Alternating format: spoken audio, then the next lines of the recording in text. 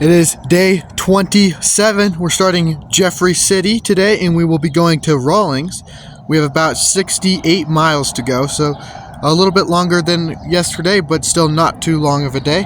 We have a decent amount of elevation, lots of uphill today, but nothing we haven't done before. And once we get to Rawlings, we'll have a day off, get to rest for a day, which should be really nice after pushing hard for 6 days of hard riding. So that should be good.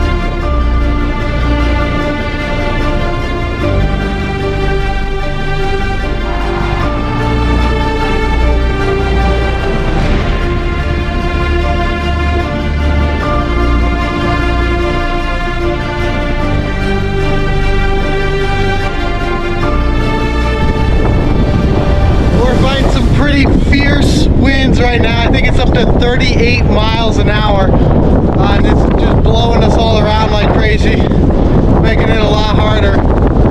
And the interesting thing is, once big gust comes, we're having to lean, and we're like riding at an angle. It's pretty funny.